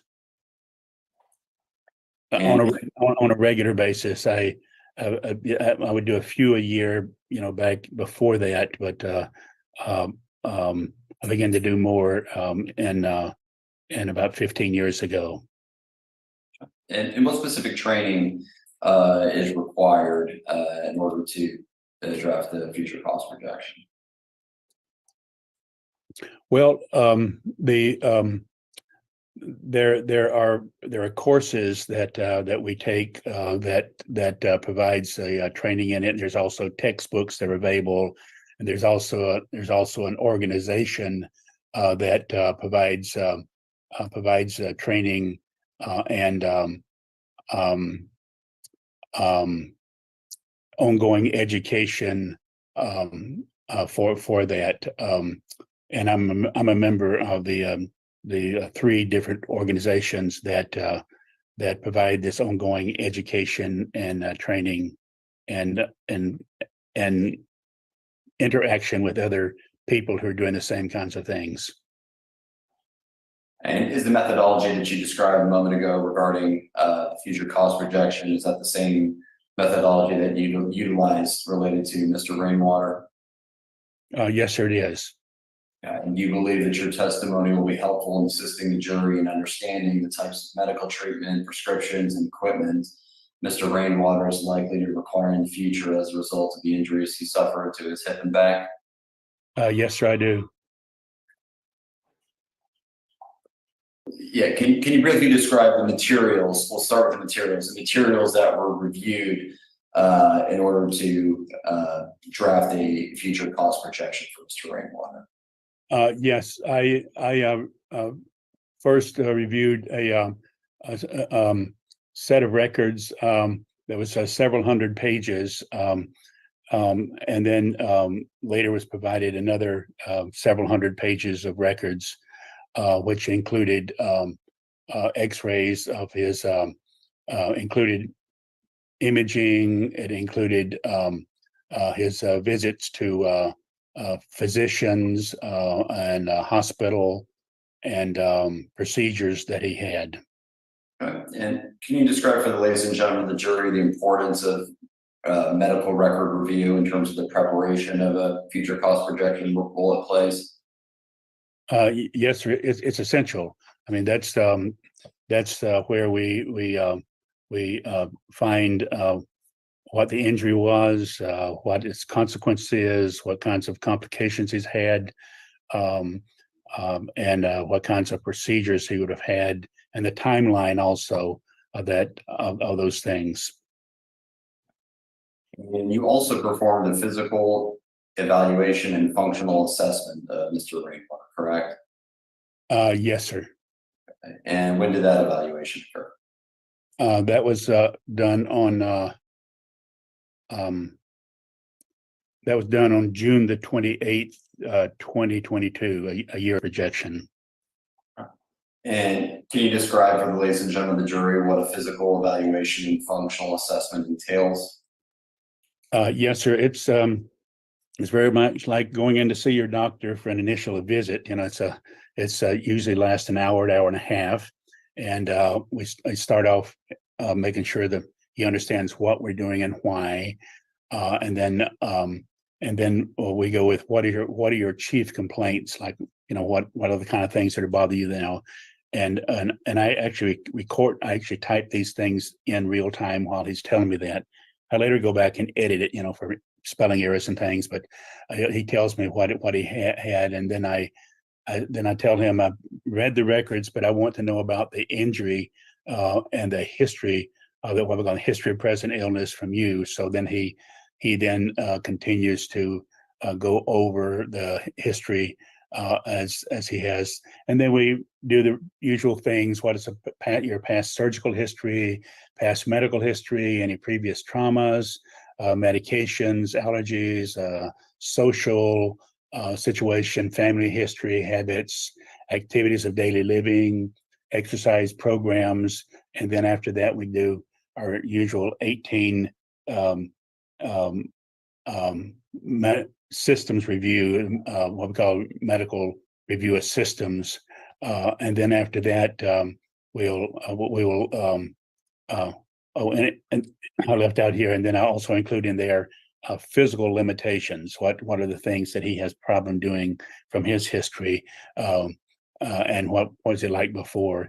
And then after that, we examine the patient and look at his demeanor, look at his station and his posture, his speech, and then do range of motion of his neck and his back and his upper extremities and lower extremities.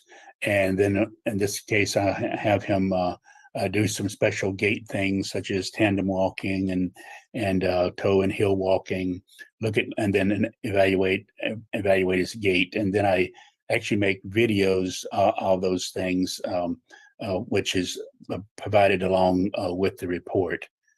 And so that's the history and the physical examination. And from that, then I go and look again at the diagnoses and upgrade those as need to be, and then list what risk he is likely to have based on my 45 years of experience with these kinds of injuries.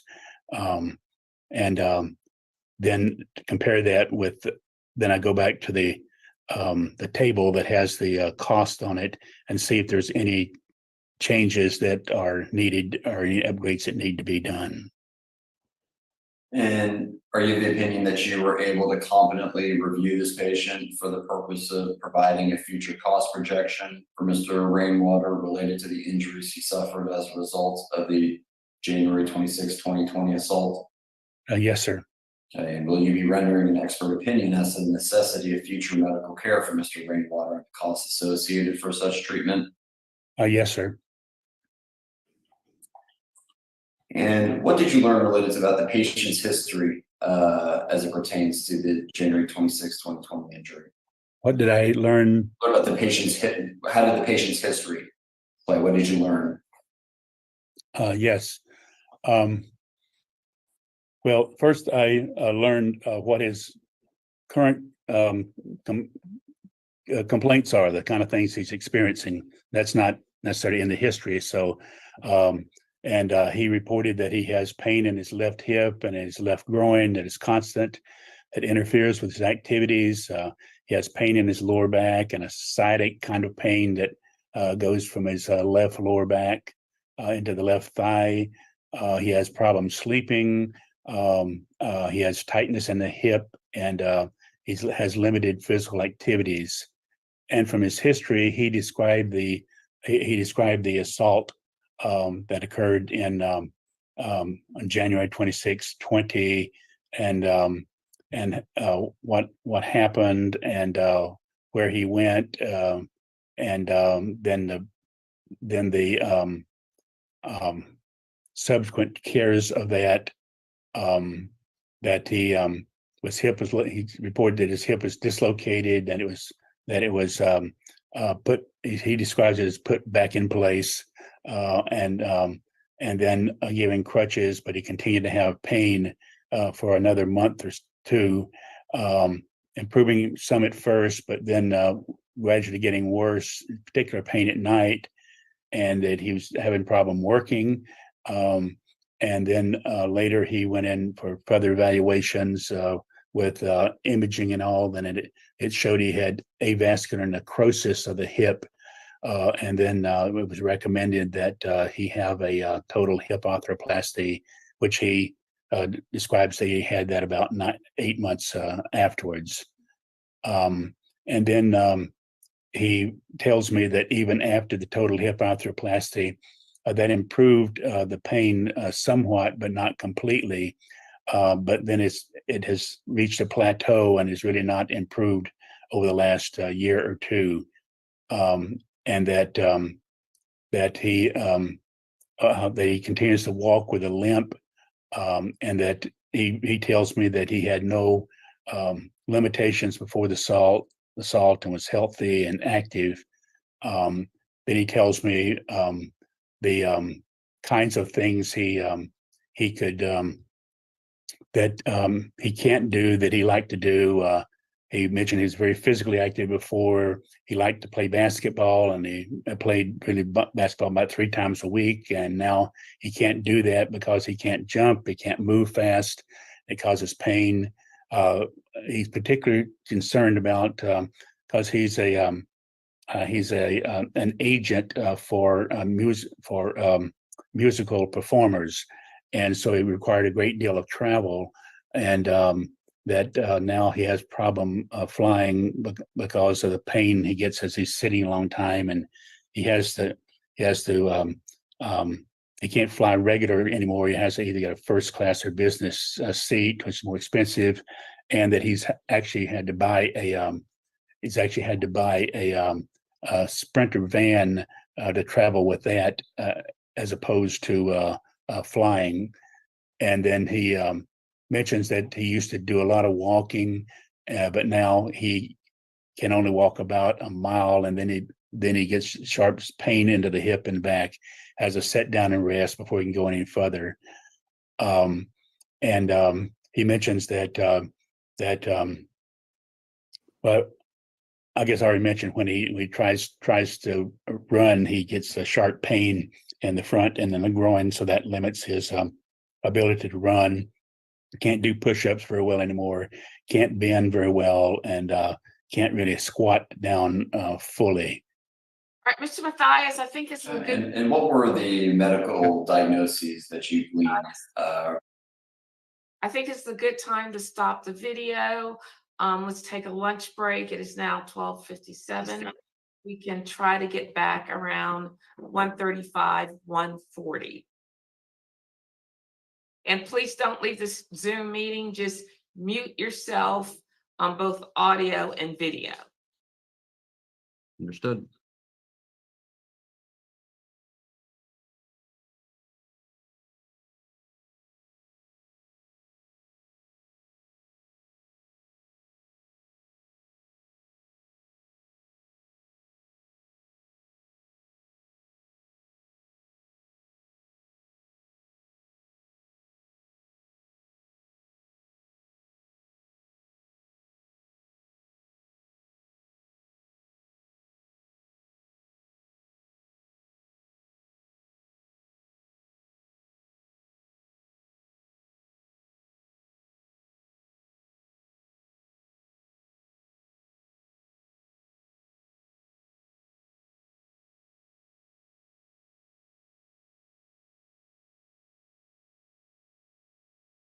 Well, goddamn, I guess we'll be back.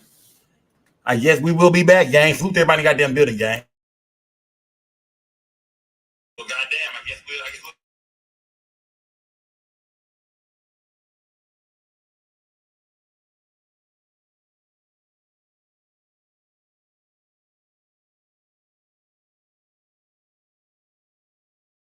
Get the lights up, man. Get the lights up.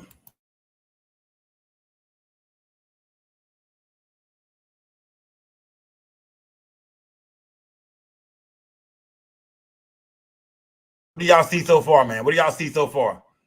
Let me see. Hello. Let me take this down.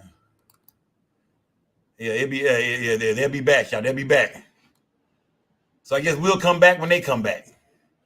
Get the lights up, gang. Shit, we'll come back when they come back. Let me see. Hold on. Yeah, when they come back, we'll come back. So y'all stay tuned. We over here on the second channel. Niggas can hate all they want. It didn't affect me and do nothing. We still moving, man. We still did over 1,200 in this chat. Get the lights up. Hit the Cash App. Should I bring this second channel back? I'll fuck around and bring it back, man. Get the lights up, gang. Salute to the whole Skull gang, man. You know, memberships and all. We can't do none of that. We demonetized over here. So they can't do shit over here. Get the lights up. Yeah, we don't care what they do over here. Can't stop us over here, man. Oh, and to everybody that got summoned to court, I'm streaming your shit too. To all the bloggers, they say got summoned. I didn't get summoned, did I, gang? Did they ever say my name? They didn't say my name, did they? Everybody got summoned to court except for Skull. Did they say my name? If they said your name, if they summoned you, yeah, I'm streaming your goddamn court date right over here. So yeah, who all got summoned to court? I seen a couple of bloggers got summoned to court for showing that shit. Who all got summoned to court? I will be live streaming your shit, man. I ain't gonna lie to you. I'm live streaming that shit. We going live right here with the popcorn and the gas, man. Light the gas up. Somebody said, yeah. Who was it? It was Meek and Duke? Yeah. I'm streaming that shit. You feel me? Yeah. And my shit went down just in time before they called my name. So yeah, salute to the hater. It is. Salute to the hater. We over making money on the Cash App and shit. We over turning up. Get the likes up, gang. Salute to everybody. If you appreciate this content, hit the Cash App, man. We will be back, gang. I'm not going to take this down. I'm going to keep it just like this. We will be back. When they come back, we'll be back. So salute to everybody in the building, man. Did they ever say my name? Yeah. I'm good. If they told me to come to court, I wasn't coming any goddamn way. I ain't going to lie to you. I wasn't showing up. Hell, my lawyer got $2,800 of my money sitting in his goddamn bank account right now. We ain't used it yet. Then we've been trying to find a way to use it. Shit, nigga, call me to court. I don't give a damn, nigga. Run this shit up. So when they come back, gang, I think they're gonna talk to Yella Beezy next. So don't go too far. I think they're gonna talk to Yella Beezy yet. You know what I mean? Yeah. No, I didn't. My name didn't get called, y'all. Niggas hating this shit, and the judge that summoned the niggas to court. That's what happened to haters, man. The judge that summoned you bitch ass niggas to court. Meanwhile, we over on the second channel, bitch kicking it, man. Look, like I said, when they come back, I think Yella Beezy gonna his turn gonna be up next. I believe. I'm not for sure. I could be wrong. But what y'all think about that girl, man? Oh, girl laid it on thick, man. She did her motherfucking thing, didn't she? She laid it on thick.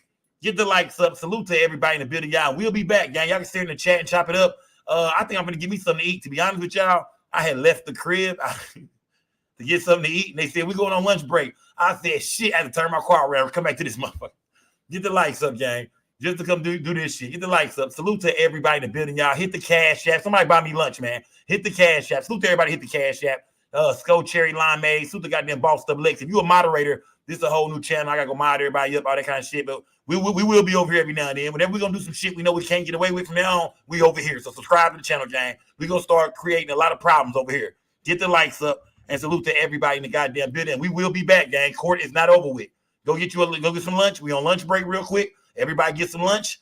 What y'all get in the chat? What y'all finna get? Who getting some Popeyes? Who getting some Wendy's? Chick-fil-A? What y'all getting? Burger King? What y'all finna get? Who getting that Long John Silver? The nasty ass KFC? Get the likes up, gang. Pizza Hut? What y'all doing? Domino's? What we doing for lunch, gang? Wingstop? What we doing for lunch, gang? Get the likes up, man. Salute to everybody in the building, gang. I would show my face, but not on this motherfucking live. Hell no, they might be looking for a nigga already. That is not me on this picture right here. I want to let that be known. That is not me on this picture right here. That's not me. That's my kinfolk. That nigga name is Stone from Fly Season. Get the lights up.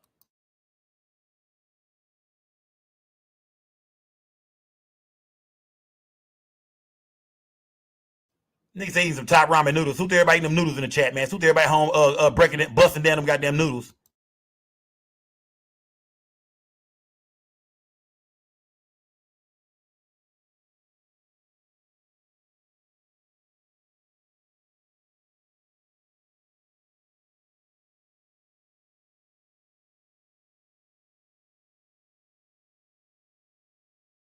Raven, get your ass on, girl. Get your ass on.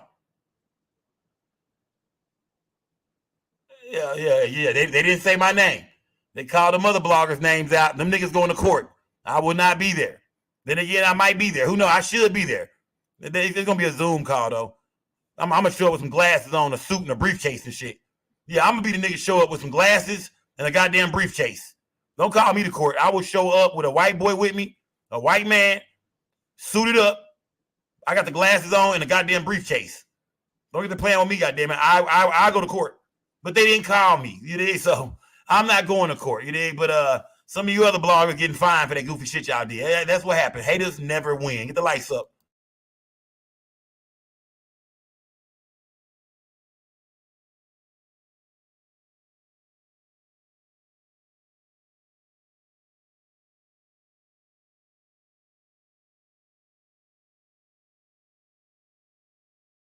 Salute to Mr. Too Lit for that Cash App. Salute to Mr. Too Lit for that Cash App. Salute to Skull Cherry Limeade. Salute to goddamn Bossed Up Lex.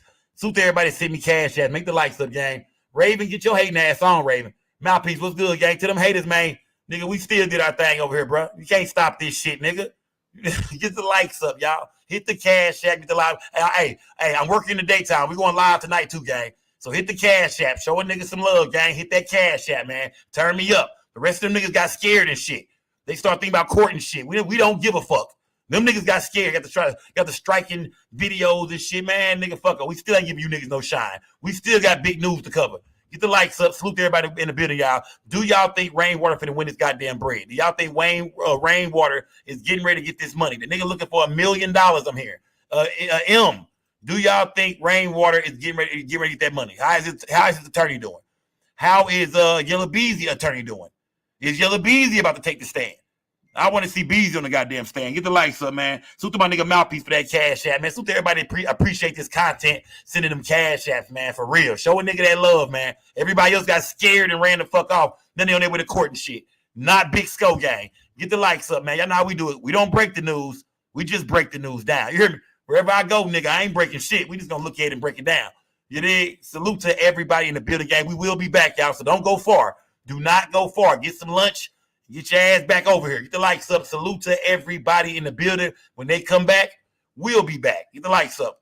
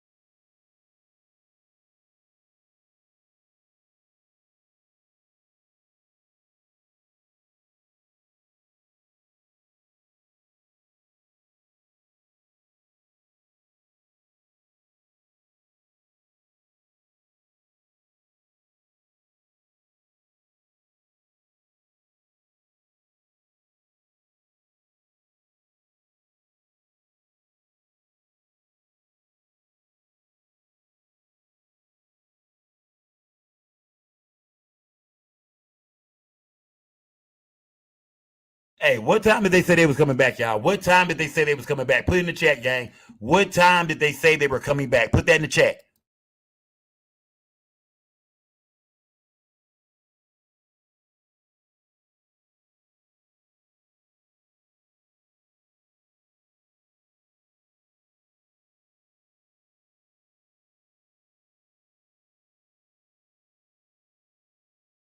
So far, y'all want my opinion? So far, I feel like Yella Beezy lawyer, that nigga ain't doing good at all. Whoever that white man was, that doctor, that nigga was just he said so many fucking times, but I don't think he was lying. Rainwater had his shit together. That girl damn sure put it on thick. She had a whole script. That girl had a whole script like she was reading from. She did her goddamn thing, man. Got the crying and shit. Oh yeah, that was on point. But Yella lawyer looked like he a little lost over there. Yella lawyer like he losing. Yella facial expressions look like he losing. Get the likes up, gang. Salute to everybody in the building, y'all. What time did they say they was coming back? 1:35? Okay, we got about 20 minutes. We got about 22 minutes, y'all. I'm finna grab me some Popeyes. I'll be right back, y'all. I'm finna light up some gas, too, y'all. Light the gas up. Hey, and let everybody know we over here, gang. Please, go tell the rest of the moderators. Go tell everybody where we're at, y'all. Let everybody know where we at. Don't be selfish, goddammit. Hit the cash app. We'll be back.